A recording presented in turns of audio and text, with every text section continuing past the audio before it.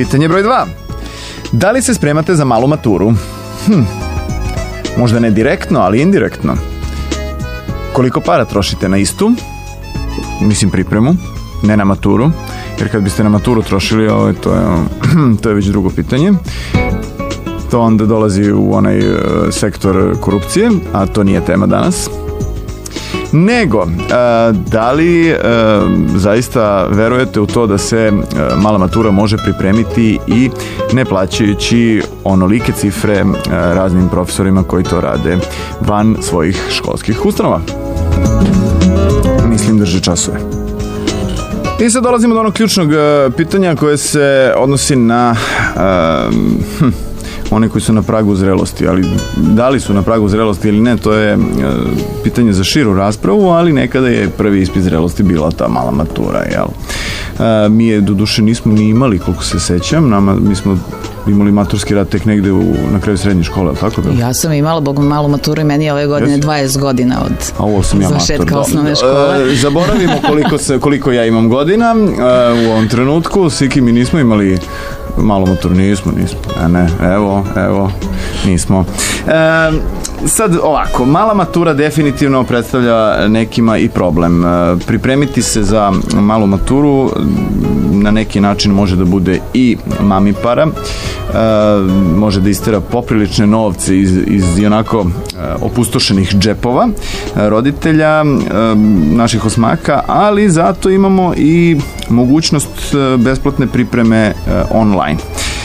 Aleksandra Prokopijević je profesor srpskog jezika u srednjoj školi za informacijne tehnologije i između ostalih i jedan od, pa ne znam sad da li da kažem autora ili neko ko pomaže osmacima da se priprema za tu malu maturu online. Aleksandra, dobar dan. Dobar dan.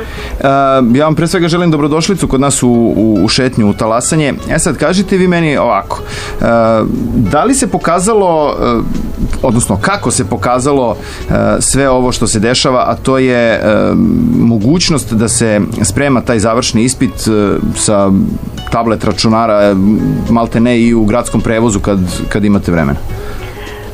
Sajt Mala matura je definitivno nova stvar kod nas u našem obrazovanju, ali s druge strane je naišao ovaj projekat na pozitivne reakcije svih i učenika i roditelja i kolega koji se bave istim poslom kao i mi. Na novi način je omogućeno učenicima da se pripreme tako što je sajt osmišljen da pruži učenicima sve materijale koji su potrebni da savladate određeno gradivo, to je lekcije. Sa druge strane da možete da vidite neke multimedijalne primere i da svoje znanje proverite kroz testove. Ono što je meni ovde negde najzanimljivije, to je da ako im nešto nije jasno, zaista mogu da zatraže i pomoć u vidu komentara ili već neke druge vrste pomoći i od profesora koji su tu negde i čitaju ta njihova pitanja. Postoji više vrste pomoći. Ja evo upravo odgovaram na jedno pitanje sa sajta. Koje? Evo, pitanje je bilo da učenica nije bila na svim časovima kada su se obrađivale zavisne rečenice, da zna samo da ih ima 11, to ona kaže u mailu, da je bila na časovima kada su se učile zavisne i da joj je potrebna pomoć kako da savlada ostale rečenice. Moj posao je da ja dete uputim na materijale sa kojih može da pročita te lekcije, da pogleda naša predavanja i da onda, ukoliko ne bude nešto jasno, me pita konkretno za određeni primer, određenu rečenicu ako ima neku nedoumicu i da je savjetujem da uradi test i da nakon tog urađenog testa, ako smatra da je potrebna dodatna pomoć, može da se obrati.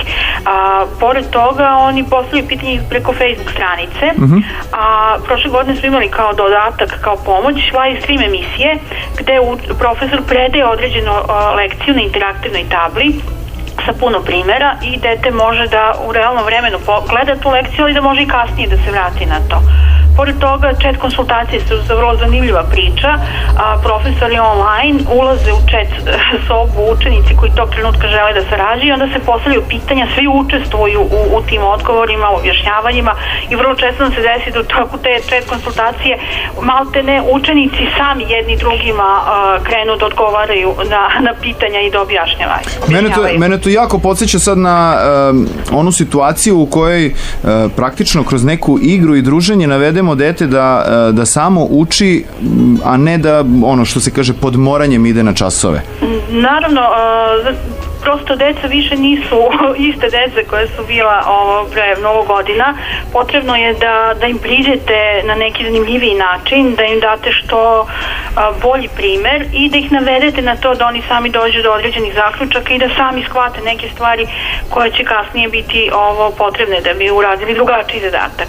Tako je. Aleksandra, ja vam se najtoplije zahvaljujem što ste izdvojili vreme i za talasanje Beograda 1. Želim vam puno uspeha i da svi osmaci sa kojima ste u prepisci da polože tu malu maturu. Hvala vam puno na pozivu. Imate vi velike pozdrave iz Srednje škole za informacije i tehnologije i od profesora koji stoje iz ovog projekta. Hvala lepo. Dakle, bila je to Aleksandra Prokopijević, profesor srpskog jezika. I sad, ako nemate novca za ulaganje u profesore i lični odnos u one to one, što se kaže, ili face to face, onda lepo mala matura online i već je velika pomoć.